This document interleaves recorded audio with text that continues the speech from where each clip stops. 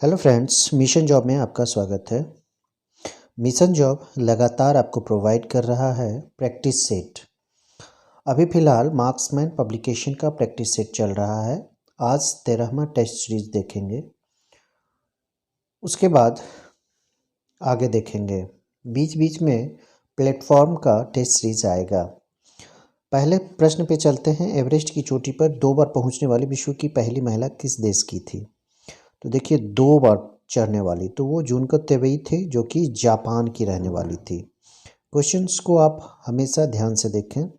और इस चोटी पर पहुंचने वाली पहली भारतीय महिला अगर पूछे तो बछेंद्री पाल थी। और अगर महिला की बात हो रही है, अगर पुरुष की बात करें कि सर्वप्रथम 2 बार चढ़ने वाला, तो नवांग गोम्बू था। ठीक है, उसके बाद आगे क्वेश्चन देख लें। दूसरा नंबर कहता है, चंद्रमा पर पहुंचने वाला पहला आदमी कौन था? तो चंद्रमा पर सबसे पहले जो भेजा गया था, नील आर्मस्ट्रॉन्ग। सबसे पहला जो कदम रखा था ये यही था।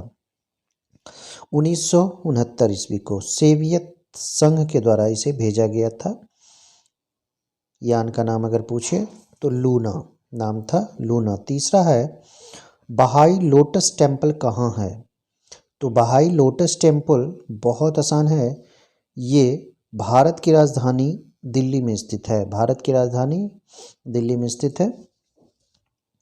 इसके बाद और देख लें। चौथा नंबर, चौथा कहता है, दुनिया का सबसे बड़ा महल कहाँ है? तो दुनिया का सबसे बड़ा महल अगर पूछा जाए तो यह वेटिकन सिटी है। इटली के पोप का महल इसे कहा जाता है। पांचवा कहता है, सार्क कितने दक्षिण एशियाई देशों का संगठन है? तो इसका सही जवाब हो जाएगा 8। सार्क संगठन के स्थापना जो हुआ है 1985 में हुआ है।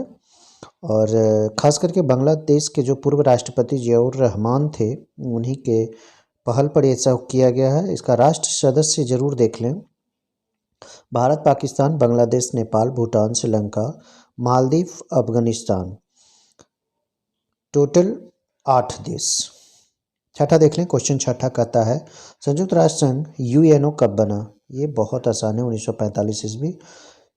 डेट याद रखें, 24 अक्टूबर को। इसका मुख्यालय जो है वो न्यूयॉर्क में है, ये भी याद रखना है।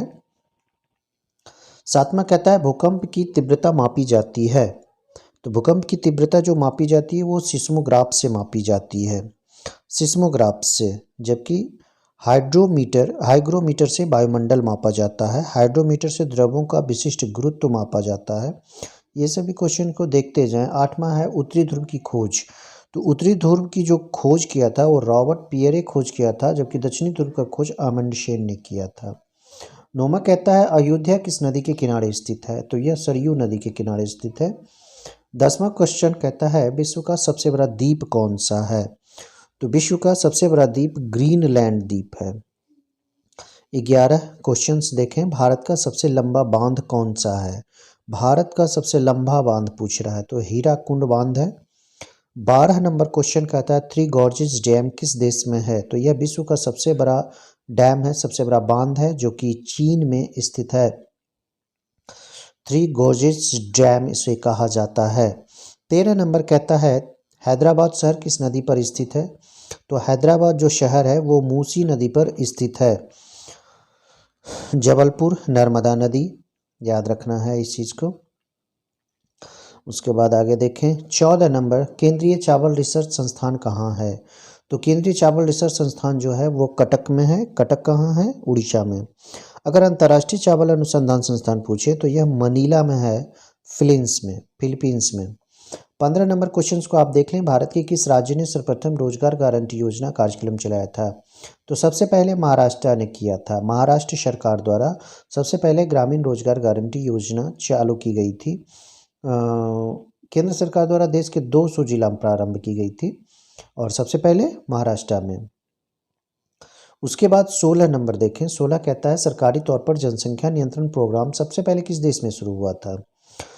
तो सबसे पहले 1951 ईस्वी में। सबसे पहले 1951 में विश्व में सबसे पहले व्यापक परिवार कल्याण कार्यक्रम का आरंभ किया गया था, 1951 ईस्वी में। कौन था? तो भारत। ठीक है। 17 नंबर। 17 कहता है, नीचे लिखे राज्यों और जनजातियों की कौन सी सही जोड़ी नहीं है? तो आप असम मेरी, ये तो है। अरुणाचल प्रदेश अपटनी नहीं है, यहीं देखिए ये गलत हो गया। मध्य प्रदेश लेवाड़ा ये है। नागालैंड कोन्याक ये भी है। आपका सही जवाब बी हो जाएगा। 18 देखिए, दक्षिण गंगोत्री पूछ रहा है। दक्षिण गंगोत्री कहाँ स्थित है? तो दक्षिणी गंगोत्री जो है यह दक्षिण ध्रुव पर स्थित है। ठीक है, विश्व का 5वां बड़ा महाद्वीप अंटार्कटिका को कहा जाता है।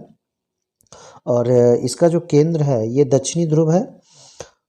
आप दक्षिण गंगोत्री का नाम सुने होंगे। गंगोत्री विज्ञान के लिए ये बहुत महत्वपूर्ण द्वीप है। ये यहाँ पे रिसर्च किए जाते हैं।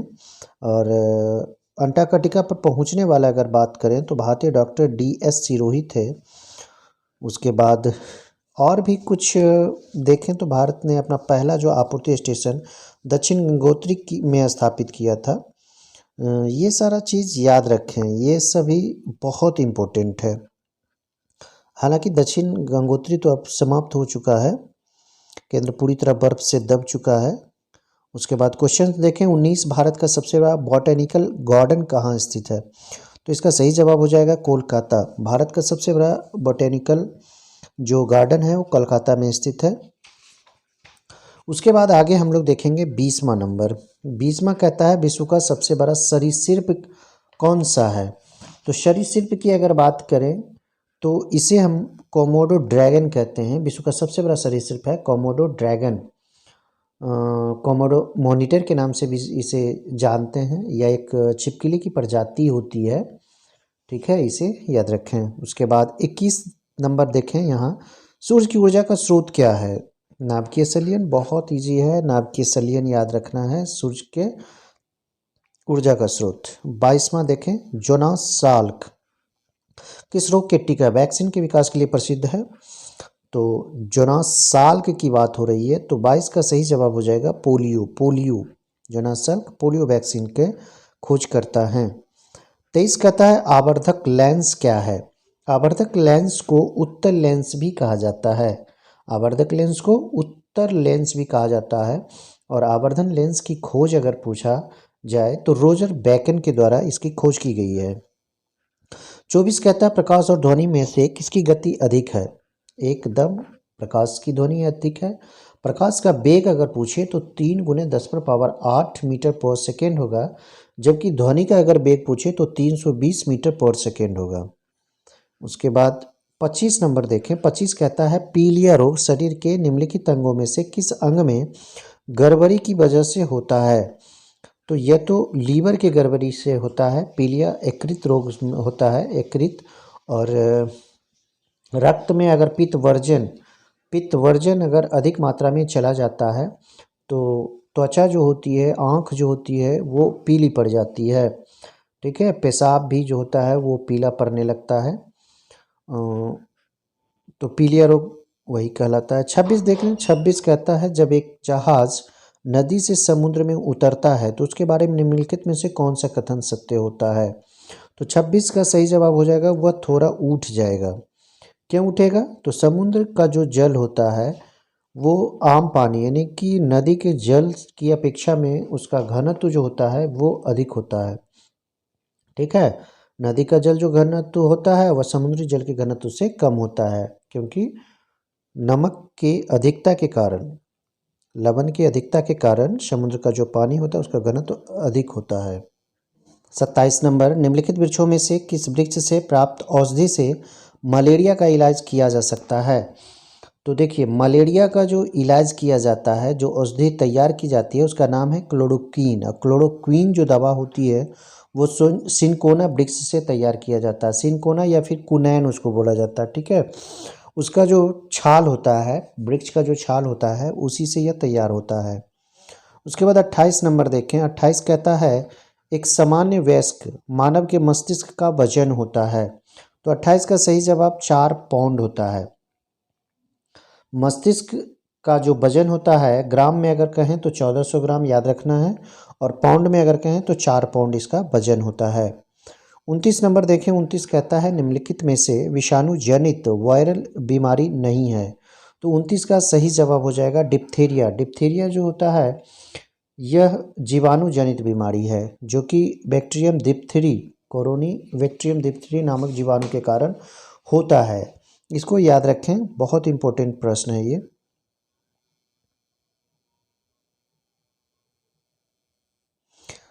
अब यहाँ देखें 30 नंबर प्रश्न। 30वां कहता है जब दूध में से क्रीम अलग की जाती है तो दूध का घनत्व बढ़ता है या घटता है? तो बहुत आसान है, दूध का घनत्व तो घट जाएगा। उसके बाद 31 देखें। 31 कहता है एस्पिरिन है। एस्पिरिन क्या है? तो एसिटिक सैसिलिक एसिड यह कहलाता है।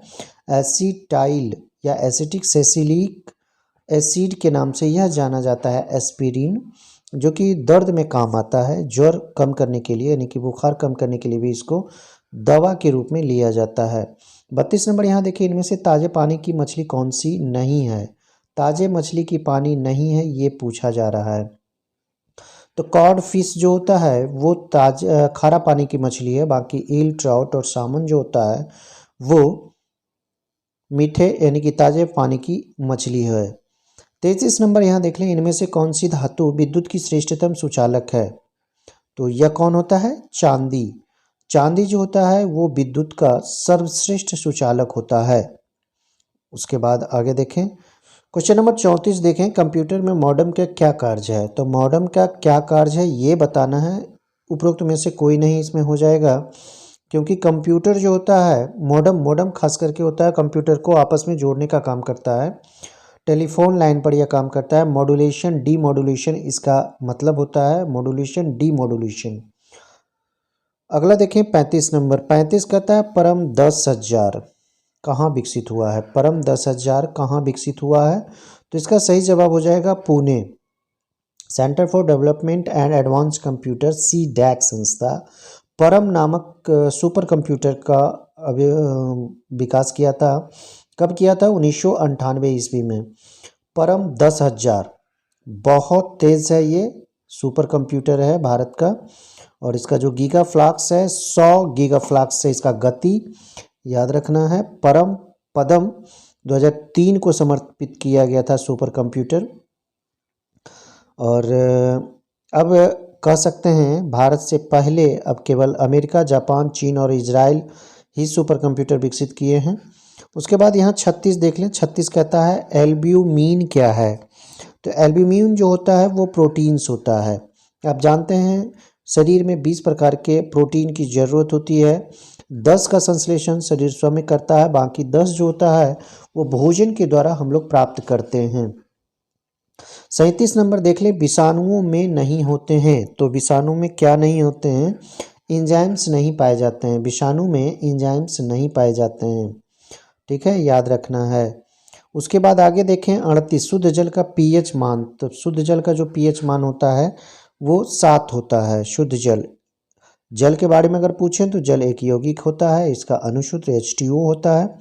हाइड्रोजन और ऑक्सीजन का जो अनुपात होता है, द्विक शुद्ध जल उदासीन होता है, उदासीन भी इसको कह सकते हैं। pH मान 7 से न कम है न अधिक है, 7 है तो यह उदासीन माना जाता है। 39 नंबर क्वेश्चन देखें, हीमोफीलिया एक अनुवांशिक विकार है जो इसके कारण उत्पन्न होता है। हीमोफीलिया में रक्त में थक्का नहीं जमता है और यह एक अनुवांशिक बीमारी है। उसके बाद 40 नंबर है। 40 कहता है सोयाबीन में प्रोटीन का प्रतिशत कितना होता है? तो सोयाबीन में 40% प्रोटीन पाया जाता है और मध्य प्रदेश में इसका उत्पादन बहुत अधिक मात्रा में किया जाता है, यानी कि मध्य प्रदेश को सोया प्रदेश भी कहा जाता है। 41 कहता है हर्षवर्धन के राज्यकाल में निम्न में से कौन सा विदेशी यात्री भारत आया था? तो हर्षवर्धन का जो शासनकाल था वो 7वीं शताब्दी में हुआ था, यानी कि 6ठी शताब्दी के शुरुआत, 7वीं शताब्दी के शुरुआत में कह सकते हैं। हेनसांग जो था वो चीन का रहने वाला था और वह 629 में हर्षवर्धन के शासनकाल में आया था और 16 वर्षों तक लगभग रहा था। एक और है, हर्ष द्वारा 6ठा जो महामोक्ष परिषद हुआ था उसमें भी हेनसांग ने भाग लिया था। 42 कहता है उपनिषदों की विषय वस्तु क्या है? तो इसका जो विषय वस्तु है वो दर्शन है। 43, आज जिसे ग्रांड ट्रंक रोड के नाम से जाना जाता है वह सड़क मौर्य वंश के शासनकाल में किन दो स्थानों को जोड़ती थी? तो देखिए इसका सही जवाब अगर आप देखें तो तक्षशिला से पाटलिपुत्र को यह जोड़ती थी। हालांकि ग्रांड ट्रंक रोड जो कहा जाता है उससे कलकत्ता से पेशावर तक जाती है और यह मौर्य वंश की बात कर रही है, तो मौर्य वंश में यह तक्षशिला को पाटलिपुत्रा से जोड़ता था। याद रखना, ग्रैंड ट्रंक रोड कलकत्ता से पेशावर, लेकिन मौर्य वंश का बात किया जा रहा है तो तक्षशिला से पाटलिपुत्र। 44 नंबर यहाँ क्वेश्चंस देख लें। भारतीय राष्ट्रीय कांग्रेस की स्थापना के रूप में विख्यात एलन ऑक्टेवियन ह्यूम निम्नलिखित में से क्या थे? इसका आंसर यहीं पे है, ब्रिटिश सरकार के एक मिलिट्री ऑफिसर थे। सॉरी ये नहीं होगा, डी नंबर इसका आंसर होगा, एक भूतपूर्व आईसीएस ऑफिसर थे। उसके बाद 45 नंबर यहाँ देखें, 1893 ईस्वी में संपन्न शिकागो विश्व धर्म सम्मेलन में भारत का प्रतिनिधित्व किसने किया था? तो भारत का प्रतिनिधित्व 1893 ईस्वी में स्वामी विवेकानंद ने किया था, और स्वामी विवेकानंद का गुरु रामकृष्ण परमहंस थे, और 1897 ईस्वी में रामकृष्ण मिशन की स्थापना किए थे। 46 कहता है, महात्मा गांधी का राष्ट्रपिता के रूप में सबसे पहले किसने उल्लेख किया था? तो ये कौन थे? सुभाष चंद्र बोस। 1914 को आज़ाद हिंद रेडियो पर बोलते हुए उनको राष्ट्रपिता कहा था। 47 कहता है, अखिल भारतीय हरिजन संघ की स्थापना निम्नलिखित में किसके द्वारा की गई थी? तो इसका सही जवाब हो जाएगा महात्मा गांधी, 1932 ईस्वी में।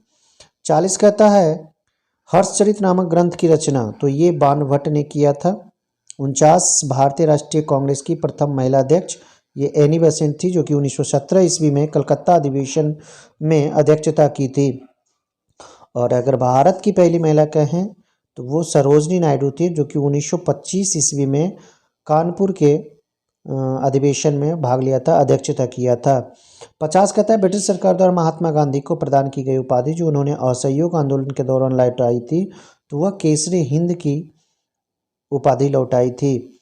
उसके बाद इसमें एक चीज़ और याद रखना है, इसमें रविंद्रनाथ जो थे वो सर की उपाधि लौटाए थे, और राय बहादुर की उपाधि जो थे वो जमनालाल बजाज ने लौटाया था। 51 कहता है, सिंधु घाटी सभ्यता कितनी पुरानी है? तो रेडियो कार्बन सी के अनुसार सिंधु सभ्यता की जो सर्वमानित तिथि है वो 2300 ईसा पूर्व से 1750 ईसा पूर्व तक मानी जाती है, यानी कि अगर आप इसे दोनों को जोड़ लें तो लगभग 5000 वर्ष हो जाता है। 52 कहता है, निम्नलिखित स्थानों में से किस स्थान पर महावीर का निर्माण हुआ है? निर्वाण पूछ रहा है, तो यह पावापुरी में हुआ है, जो कि राजगीर के पास है। 23 कहता है, तानसेन का मूल नाम क्या था? तो ये रामतनु पांडे था। 54 नंबर क्वेश्चन आप देखें, निम्नलिखित में से कौन सा सुधारवादी आंदोलन 19वीं शताब्दी में सबसे पहले प्रारंभ हुआ था? देखिए, ब्रह्म समाज, इसकी स्थापना जो हुआ था 1828 में हुआ था। उसके बाद नंबर दूसरा अगर कहें तो प्रार्थना समाज, ये 1867 ईस्वी में इसकी स्थापना हुई थी। उसके बाद तीसरा नंबर पर आता है आर्य समाज, जो कि 1875 ईस्वी में इसकी स्थापना की गई थी, और रामकृष्ण मिशन की स्थापना 1897 ईस्वी, याद रखना है। 55 कहता है, सुभाष चंद्र बोस ने आज़ाद हिंद फौज, जो इंडियन नेशनल आर्मी के नाम से जानी जाती है, पुनर्गठन किस वर्ष में किस स्थान पर किया था? तो 1943 ईस्वी, सिंगापुर इसको बोल सकते हैं, कह सकते हैं। 56 कहता है, निम्नलिखित में से किस पर भारत के गवर्नर जनरल के पद पर रहते हुए किए गए कृत्यों के लिए इंग्लैंड में महाभियोग की कार्रवाई हुई थी? तो ये वॉरेन हास्टिंग्स थे। उसके बाद 57 देख लें। 57 कहता है, वह बौद्ध स्तूप जिसके बारे में यह माना जाता है कि मौलिक रूप से ईंटों से इसका निर्माण अशोक ने करवाया है, तो वह स्तूप है सांची का स्तूप। 58 कहता है, गांधी जी ने प्रथम सत्याग्रह आंदोलन कहाँ से प्रारंभ किया था? तो सबसे पहले चंपारण सत्याग्रह 1917 ईस्वी, ये याद रखें, बहुत बार यह रिपीट हो चुका है। उसके बाद 59 अवध का आखिरी नवाब पूछ रहा है, तो अवध का अगर आखिरी नवाब की बात हो रही है तो ये बाजिद अली शाह था। बाजिद अली शाह उसी समय अध्यक्ष था जिस समय डलहौजी ने कुशासन का आरोप लगाकर 1856 ईस्वी में अंग्रेजी साम्राज्य में इसे मिला लिया था। 60 देख लें, मगध का कौन सा शासक बुद्ध का समकालीन था? तो इसका सही जवाब हो जाएगा अजातशत्रु। और पहला जो ये बौद्ध धर्म का जो संगीति कह सकते हैं, प्रथम बौद्ध संगीति कह सकते हैं, यह अजातशत्रु के शासनकाल में ही हुआ था। 61 कहता है, संविधान की संरचना की परिकल्पना का उद्भव सबसे पहले कहाँ हुआ था? तो इसका भी सही जवाब हो जाएगा ब्रिटेन। सबसे पहले ब्रिटेन में 1608 ईस्वी में। उसके बाद 62 कहता है निम्नलिखित में से कौन सा भारत में समस्त ब्रिटिश संवैधानिक प्रयोगों में से सबसे अल्पकाल सिद्ध हुआ। तो ये पिट्स इंडिया एक्ट 1784 था, क्योंकि इसका संशोधन तुरंत 1786 में किया गया था। उसके बाद 63 कहता है किस देश ने सबसे पहले विश्व को लिखित संविधान दिया। तो यह देश है अमेरिका। 64 कहता है भारतीय शासन व्यवस्था में एक प्रतिनिधि एवं लोकप्रिय घटक को समाविष्ट करने का प्रथम प्रयास किसके द्वारा किया गया था। तो आपका सही जवाब अगर कहें तो ए हो जाएगा भारतीय परिषद एक्ट 1861 ईस्वी में। उसके बाद आगे देखें 65 कहता है विभिन्न धार्मिक संप्रदायों तथा अन्य दलों द्वारा प्रदर्शित की गई अलगाववादी प्रथा किसका विशिष्ट लक्षण था। तो इसका सही जवाब हो जाएगा भारतीय सरकार अधिनियम 1919, जिसका नींव डाला गया था 1909 में मार्ले मिंटो सुधार में, जहां मुस्लिमों के लिए पृथक निर्वाचन मंडलों का प्रावधान किया गया था। उसके बाद इसका विस्तार करके सिखों में भी डाला गया था। उसके बाद यहाँ देख लें 66 को यहाँ आप देखें पूना समझौतों ने सांप्रदायिक अवार्ड का प्रयोजन विफल कर दिया।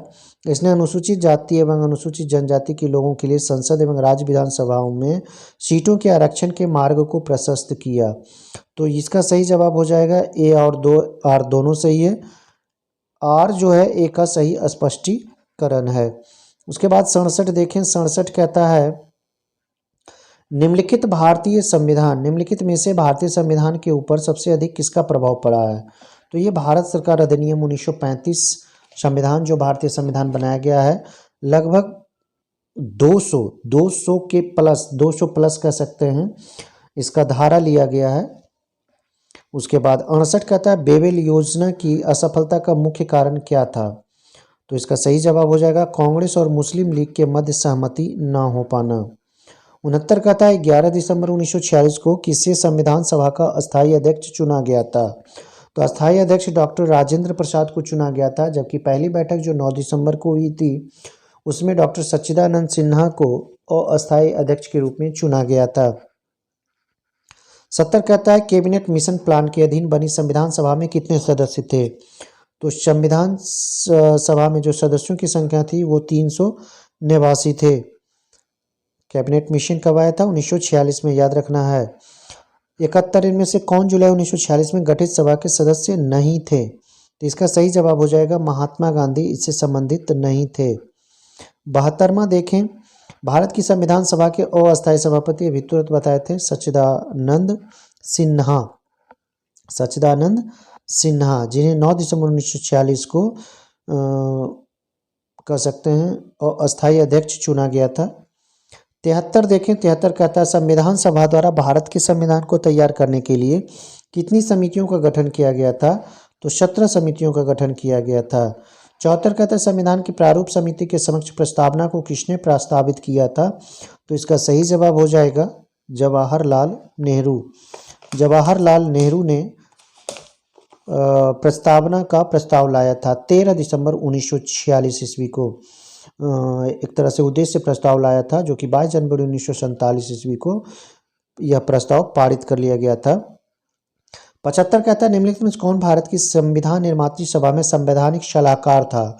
तो इसका सही जवाब हो जाएगा BN राव संवैधानिक सलाहकार था। 76 कहता है भारत का अंतिम अंग्रेज वायसराय लॉर्ड माउंटबेटन। उसके बाद 77 संविधान का मसौदा तैयार करने वाली समिति ड्राफ्टिंग कमेटी के अध्यक्ष कौन थे। तो इसका सही जवाब हो जाएगा BR अम्बेडकर को ड्राफ्टिंग कमेटी के अध्यक्ष चुना गया था, और इसमें कुल सदस्य अध्यक्ष सहित 7 था। 78 कहता है वर्ष 1947 के बाद निम्नलिखित में से किस राज्य को भारत के संघ के साथ बलपूर्वक मिलाया गया था। तो हैदराबाद था, जिसमें एक याद रखने वाली जो चीज़ें हैं ऑपरेशन पोलो के तहत गृह मंत्री वल्लभ भाई पटेल के द्वारा इसे शामिल किया गया था। 79 कहता है संविधान सभा के सदस्यों ने भारत के संविधान का प्रारूप तैयार किया, वे विभिन्न प्रदेशों की विधानसभाओं से चयनित हुए थे। 80 देखें संविधान सभा के संबंध में निम्नलिखित कौन से कथन सही हैं। ये बताना है संविधान सभा के संबंध में, तो वह वयस्क मताधिकार पर आधारित नहीं था, वयस्क मताधिकार के आधार पर आधारित नहीं था, प्रत्यक्ष निर्वाचन से परिणामित हुआ था। उसके बाद और आगे देखें यहाँ पे क्या कहता है, वह बहुदलीय निकाय था, कई समितियों के माध्यम से काम करता था। तो 80 का सही अगर जवाब आप देखें तो 1 और 4 सही जवाब है। उसके बाद 81 नंबर कहता है चंद्र ग्रहण किस कारण होता है, वो सूर्य और चंद्रमा के बीच पृथ्वी के आ जाने के कारण चंद्र ग्रहण होता है। अब यहाँ देखिए जबलपुर पूछ रहा है किस लिए प्रसिद्ध है, तो जबलपुर जो प्रसिद्ध है वो संगमरमर की चट्टान के लिए प्रसिद्ध है। तो 82 का सही जवाब हो जाएगा सी। 83 कहता है संसार का सबसे बड़ा डेल्टा कौन सा है, तो यह सुंदरबन डेल्टा है। सुंदरबन डेल्टा संसार का सबसे बड़ा डेल्टा है और भारत बांग्लादेश में यह स्थित है, और यह एकमात्र नदी डेल्टा है जहां बाघ पाए जाते हैं, ये भी याद रखना है। ब्रह्मपुत्र, गंगा, मेघना नदी तीनों मिलकर यहाँ पे सुंदरबन डेल्टा का निर्माण करती है। 84 कहता है गांधी सागर बांध किस नदी पर है, तो यह चंबल नदी पर है। 85 कहता है पृथ्वी से सूर्य की औसत दूरी लगभग कितनी है, तो यह 15 करोड़ किलोमीटर यानी कि 14.96 करोड़ किलोमीटर, जिसे लगभग कह सकते हैं 15 करोड़ किलोमीटर। 86 कहता है भारत तथा चीन के बीच सीमा रेखा, तो ये मैकमोहन रेखा है जो कि 1914 ईस्वी में खींचा गया था। उसके बाद 87 एल्युमिनियम किस खनिज से बनाया जाता है, तो यह बॉक्साइट से बनाया जाता है। 88 कहता है नीचे लिखी गई फसलों में से कौन सी खरीफ फसल नहीं है, तो सरसों रबी फसल का उदाहरण होता है।